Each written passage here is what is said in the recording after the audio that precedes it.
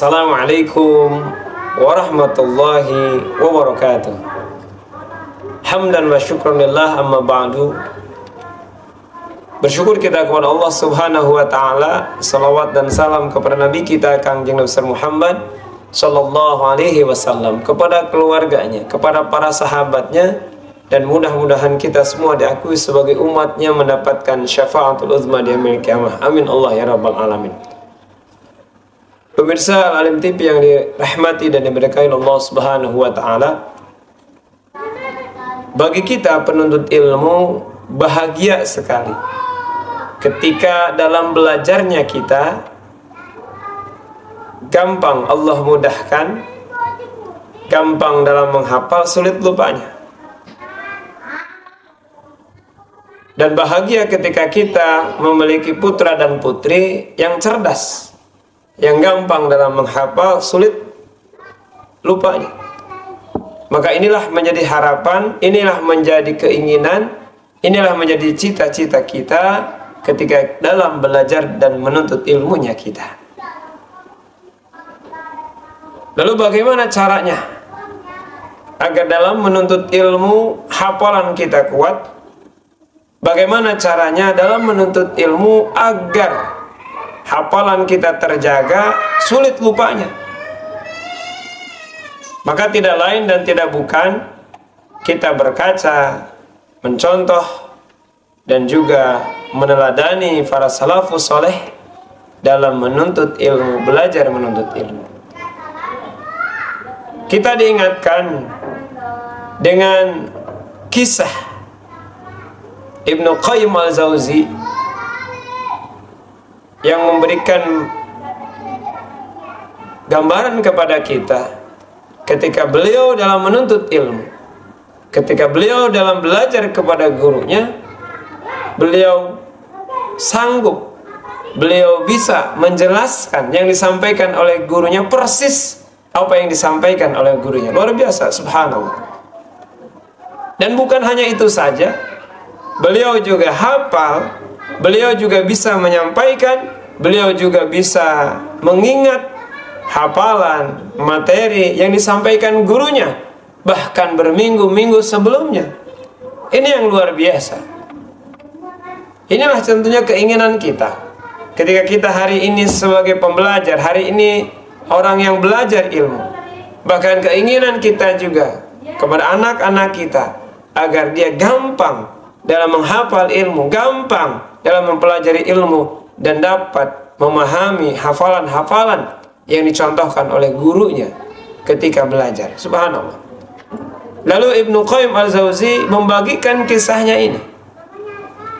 Ketika Ibnu Qayyim menyampaikan bahwa resep daripada hafalan yang kuat, resep bagaimana memahami ketika belajar dalam menuntut ilmu, ada 3 yang dia bagikan, dia sampaikan. Yang pertama, kata Ibnu Qayyim al-Jauzi, dia tidak belajar kecuali dia sudah meminta ridho kedua orang tuanya. Maka inilah yang kita contoh untuk anak-anak kita, untuk putra-putri kita, agar dia pertama diingatkan untuk meminta kita ketika sebagai orang tua ridhonya, dan kita orang tuanya mengingatkan, memberikan doa, memberikan semangat, memberikan motivasi kepada anak-anak kita ketika berangkatnya anak-anak kita, ketika belajarnya anak-anak kita, kita ridhokan, kita ikhlaskan dia dalam menuntut ilmu. Subhanallah. Maka inilah kunci yang pertama yang disampaikan oleh Ibnu Qayyim al-Jauzi.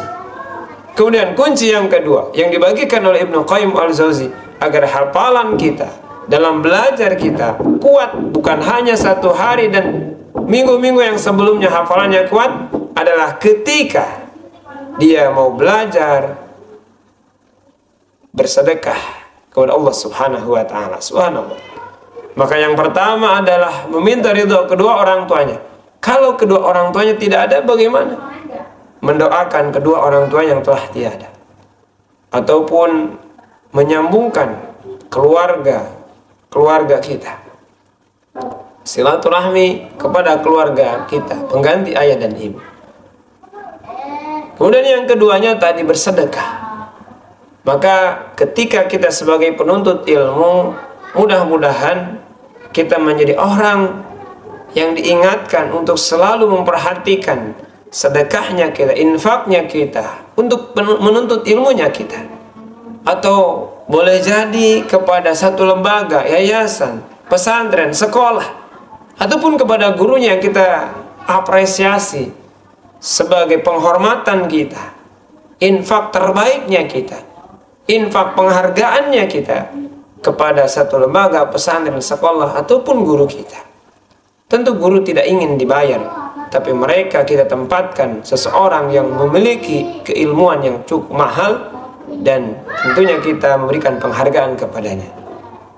Pemirsa yang dirahmati Allah Subhanahu wa taala, Ibnu Qayyim al-Jauziyyah membagikan kisahnya yang ketiga adalah bagaimana ketika hafalannya kuat adalah betul-betul mengesampingkan hal-hal yang lain, betul-betul memprioritaskan diri untuk belajar, untuk memahami ucapan gurunya, bagaimana penyampaian yang disampaikan oleh gurunya. Pemirsa yang dirahmati Allah Subhanahu wa taala, jangan sampai ketika kita hari ini gurunya menyampaikan, kita pun ikut menyampaikan. Gurunya memberikan penjelasan, kita pun menjadikan penjelasan. Maka perhatikan betul-betul apa yang disampaikan guru kita. Jangan sampai terlewat ucapannya, apa yang disampaikannya.